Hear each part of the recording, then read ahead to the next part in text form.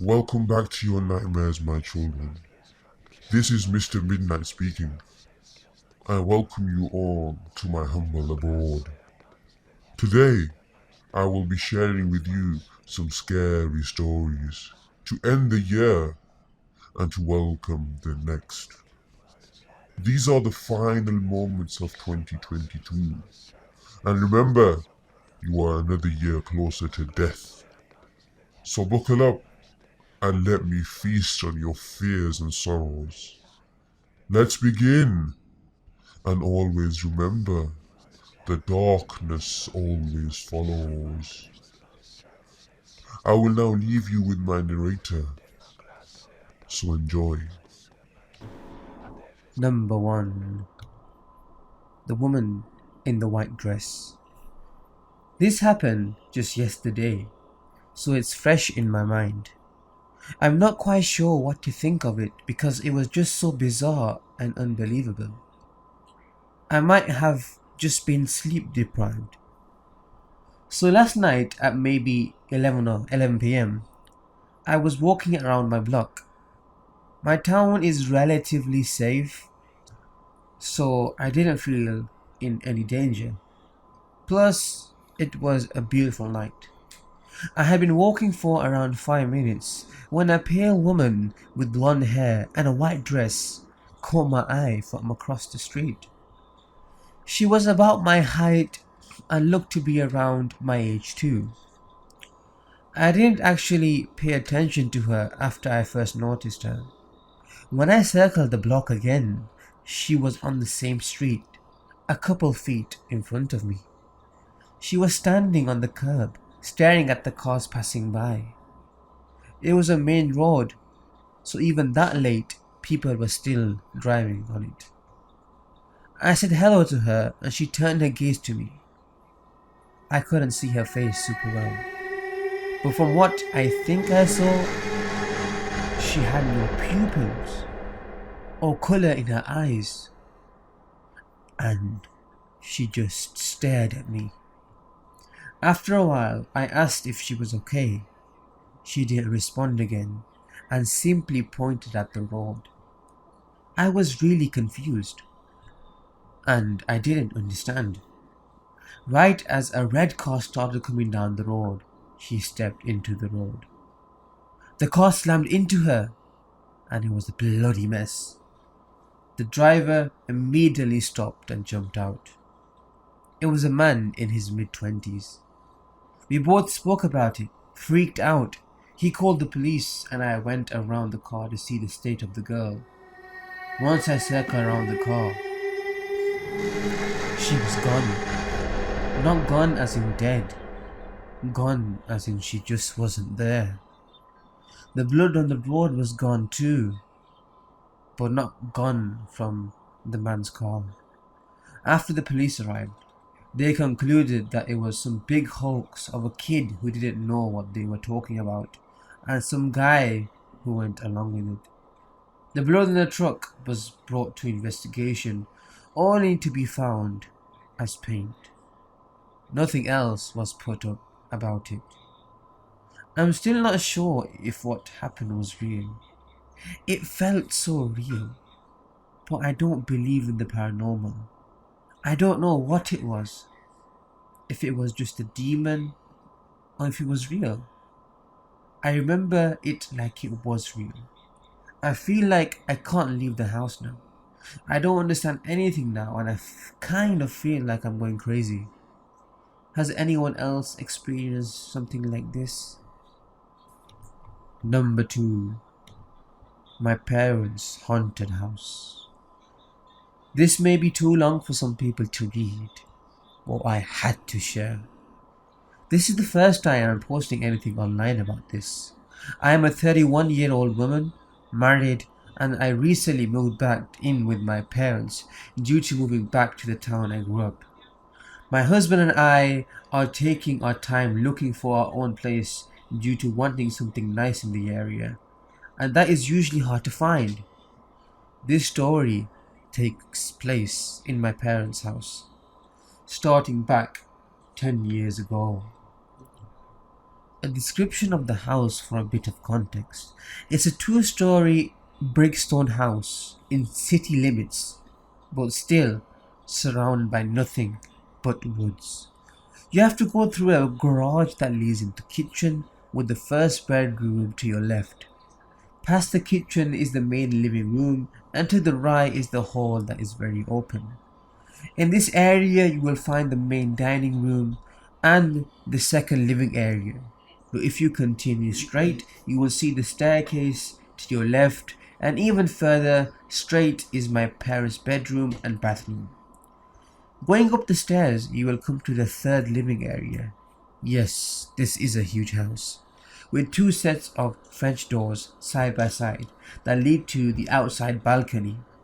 Going straight, a sharp left leads you to the other 3 bedrooms and 2 bathrooms. This is where the story takes place.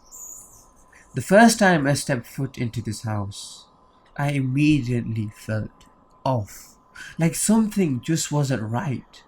I felt a presence, but I didn't know what or who it was.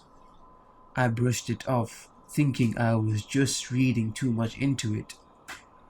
I continued to feel this for the next couple of years, and because of this, I didn't much enjoy visiting them. My parents liked to gamble a lot back then, so they would ask me to babysit my baby brother and sister one day on the weekend. My boyfriend, now husband, loved them, so he could always babysit with me. The first few times, I really didn't pay attention to the feeling I would get, because we would be busy playing or eating with the kids. After that, things kinda chilled out, and we would end up watching movies until it was time for us to go to bed. Now my husband is a freak of nature, lol. It's like he falls asleep the second his eyes are closed. Me on the other hand, it takes me forever to get comfortable enough to wind down my mind. I also don't sleep well, even when I do finally get to sleep. This night was the first time I saw and heard something in this brand new house. In this room, the bed is facing the doorway, but not directly in front of it. With the double doors open, you can see the front of the staircase and all the way down the hallway, as long as the light is on, that is. This night, only one of the hallway lights were on. I was laying in bed with the TV on, with the volume down low so I could hear if one of the kids called me. I was almost asleep when I hear one of my siblings coming down the stairs. I open my eyes a bit and wait for them to get to the bottom, but they never do. I don't think anything of it. Close my eyes and begin to drift off again. A few minutes later, I hear again. So I open my eyes and wait, but again, they never get to the bottom. This time I sit up and listen. A bit spooked, but nothing I cannot handle. I get a bit nervous, but still I go check to see if they are there, and maybe they are scared to come all the way down or something. No one is there. Confused and thinking I must be dreaming it up, I go back to bed, this time closing one of the double doors. It was a few hours later, around 2:30 a.m, when I feel like someone is very near me, as if they are standing next to the bed right in front of me. Usually, when I opened my eyes, I would see the green glow of the alarm clock on the bedside table, but this time, I saw nothing. It was pitch black. I couldn't even see the hallway light on, and the TV had turned off on its own. I felt like I couldn't move. I was awake now, and scared to my bones. I was finally able to call out my husband's name loud enough to wake him. He reached over and turned on the light. And right then, the scared feeling went away and I was able to move. I freaked out and started to cry. I couldn't begin to explain to him what happened because even if I had, he didn't believe in those things. So I told him I was having a nightmare and asked him to go check on the kids. When he came back, he said the kids were fine and got back in bed. with the light on. I was able to fall back to sleep, but it took me forever. The next day, I told my mum about what had happened, and that's when she told me she had been hearing footsteps on the stairs at night and even saw someone standing by the door at times. She didn't tell anyone because she did not want to scare the kids. This is when she told me what she had done. She wanted to know what was going on in her house, so she went and bought a voice recorder. One day, she decided to use it and went upstairs while everyone was gone. She asked your typical questions of, "Who is there? What do you want? And why are you here?" And then said, "You have passed away and need to go into the light. You are not welcome here." The next day, she decided to leave the recorder in one of the bedrooms upstairs while it was recording for about 4 hours while she was out running errands. I asked if she had checked it, and to my surprise, she said she was too afraid to listen to it alone. I want to listen to it. Off we went to the computer and began listening to it after it was uploaded. During the 4 hours she was gone, you could hear something clicking or tapping, sounds of a drawer opening and closing, but we weren't for sure. Then we listened to the part where she was asking questions. Now you could hear a sound that resembled a fan or maybe static throughout the whole thing. So some sounds were indistinguishable, but the one sound we did hear chilled us to the core. When she asked, "What do you want?" it gave us an answer. The answer was Jamie. It was my brother's name. It didn't answer any of the questions except for that one. I cried immediately. He wasn't having night terrors for no reason. Something was there for him. Every night. We soon asked a friend to cleanse the house. For a long time, everything has been okay. My brother stopped having night terrors. My mum was able to sleep comfortably and all was good again. Until now. I have been living in this house for a month and a half. For the last 3 weeks, I have been seeing things everywhere, especially when I am alone. Because of this, I won't stay alone anymore. I get this strong feeling of being watched. I had the feeling of someone pulling on my blanket at night. I think it is time for on the cleanse. Oh, and just an FYI, I am the third generation on my mother's side of the family that is able to see spirits.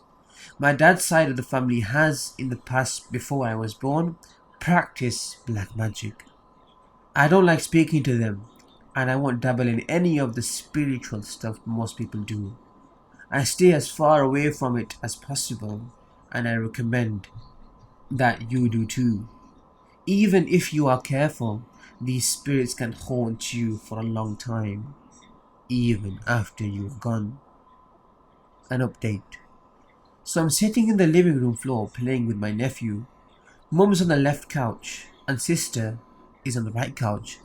My nephew has a toy piano that is made of cloth and can be folded up. This piano is behind us in the corner with all my nephew's other toys. We are talking and watching my nephew attempt to walk when this piano makes a sound. It's like someone is pressing the key slowly. We stop and stare and then look at each other shocked. Then the keys are pressed rapidly until it finally shuts off on its own. Mum and I are not scared. My sister is terrified due to something happening to her last night around midnight. That is a different story. Number 3. A Wendigo broke into my house. Before I begin, I'm a 16-year-old male. About 3 years ago, I was in Virginia visiting family over summer. We were right outside the DC area and staying in a 2-story house near the freeway. On the other side of the freeway was a forest. So my mum, her boyfriend Eric, and I were all staying with Eric's parents. We had bought some night vision binoculars and decided that tonight was the perfect time to use them. So, after dinner, we gear up and head out. We pass under the freeway and head into the woods. When we get about 5 minutes into the woods, we set down our bag and take out our binoculars. My mum looks around with them for a while, seeing a few squirrels here and there. She gets tired of them and passes them to me. I look around for a while, being careful not to look at the freeway for fear of being blinded. I spot something behind a tree about 50 feet to our left. I concentrate on it, trying to figure out what it was. It looks like a pale, bald, anorexic man, looking straight at us from behind the tree. I get a bit uneasy, but I'm hesitant to believe it's really there. I ask Eric to take a look, just in case. To my despair, he sees it too. He describes it much the same way I did. Now, Eric is a former amateur boxer, and I train MMA almost every day, but neither of us wants to stick around with that thing. We start heading back to the house, crossing under the freeway. We take another look behind us as a car comes by. All three of us see glowing eyes lit up by the headlights on the other side of the freeway. We say F that and head back to the house. When we get back, Eric's parents are asleep and my mum and Eric go upstairs to the guest room. There's only one guest room, so I have the couch downstairs. I'm a little too excited after seeing the thing in the woods, so I end up staying up all night. Around 3 a.m, I'm watching TV and start hearing footsteps above me. I immediately remember our early encounter and panic a little. I try to calm down and tell myself it's just one of the dogs or maybe someone who couldn't sleep. I keep hearing the footsteps for a while until I hear a doorknob jiggle. I find it weird that they're trying to open a locked door but try to ignore it. They stop, walk around for a few minutes, and then it's quiet again. I stay up until the sun starts coming up and then pass out. My mum wakes me up and I remember the footsteps from the night before. I describe what happened and ask if one of them got up at any time. She says no, and I think it must have been one of the dogs. That is, until she tells me the room above me is the office.